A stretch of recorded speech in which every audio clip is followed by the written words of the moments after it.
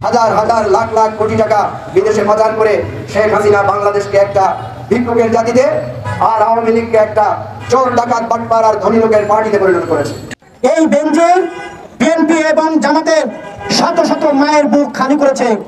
আমি যেখানে দাঁড়িয়ে কথা বলছি, এই বেঞ্জিরের নেতৃত্বে চৌধুরী আলমকে খুন করা হয়েছিল। এই বেঞ্জিরকে রিমান্ডে নিলে জানা যাবে ইলিয়াস আলী কোথায়, জানা যাবে চৌধুরী আলম কোথায়, জানা যাবে বিএনপি জামাতের শত শত নেতা যাদেরকে খুন করেছে তারা কোথায়।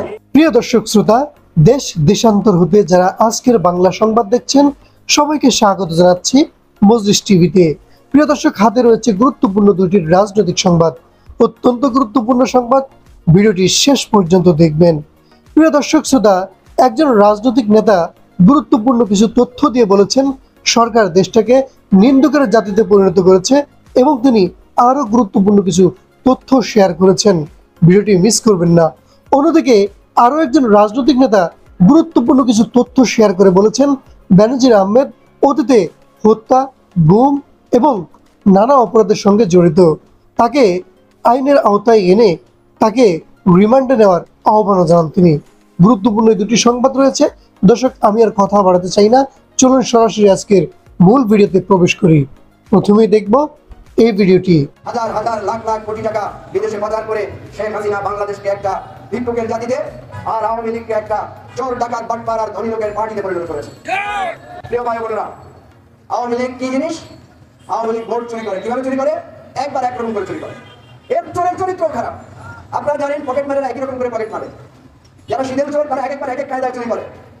কিন্তু আওয়ামী লীগের শীতের চোরের মতো 2018 সালে একরকম চুরি করেছে, 2014 সালে আরেক রকম চুরি করেছে, 24 সালে এসে মাশাআল্লাহ সব দামি, নিজের দলের প্রার্থীও দামি, বিরোধী দলও দামি, দল বানাইছে দামি, আর নির্বাচনের ফলাফলও দামি একটা ফলাফল দিয়ে নির্বাচন করেছে। ভাই বন্ধুগণ, সেজন্য আমরা দাবি করছি এই বেনজির আজিজকে তো গ্রেফতার করতেই হবে। এরা সহ যত লোকেরা যত টাকা লুটপাট করেছে সবার লুটের টাকা উদ্ধার করে আমার এই সমস্ত বঞ্চিত জনগণ, ঘূর্ণিঝড়ে ক্ষতিগ্রস্ত জনগণ, আমার রাজপথের না খেয়ে থাকা জনগণের মধ্যে বিলি করে দিতে হবে। যদি এটা করা না হয় তাহলে বাংলাদেশের এই শোষিত জনগণ একদিন রাজপথে নেমে তাদের দাবি আদায় করতে বাধ্য হবে ইনশাআল্লাহ। প্রিয় ভাই বন্ধুগণ, আমরা আরেকটা কথা স্পষ্ট করে বলতে চাই, আমাদের পুলিশ সেনাবাহিনীকে বিতর্কিত করা হয়েছে, ধ্বংস করা হয়েছে।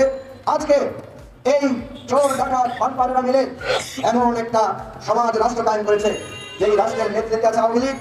আওয়ামী লীগ গণতন্ত্রের কথা বলে, কিন্তু গণতন্ত্রের নামে স্বৈরতন্ত্র আর লুটপাট তন্ত্র কায়েম করে।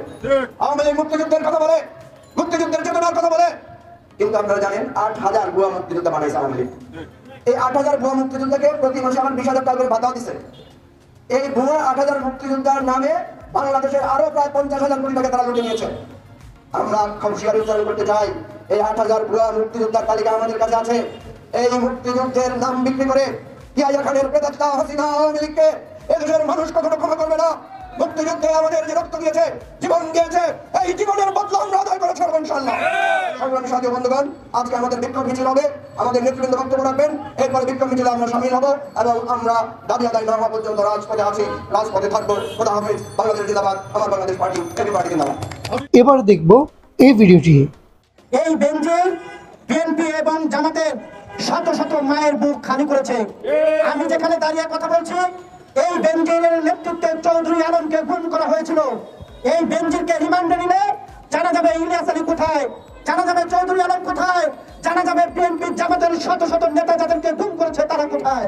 আমরা দেখেছিলাম এই আজিজ ক্ষমতায় যখন ছিল, রাজনৈতিক ভাবে যে ভাষায় কথা বলেছিল, বাংলাদেশের মানুষ হতাশ হয়েছিল।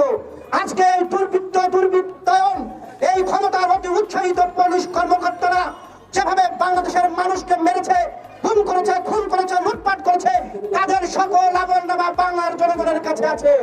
ভয় পাওয়ার কিছু নেই। বাংলাদেশের জনগণ এদের বিচার করবে এবং এই অতি উৎসাহী কর্মকর্তাদের আত্মস্বজন কে কোথায় থাকে সকল আমানত এই জনগণের হাতে আছে। ইনশাআল্লাহ বিচার হবে।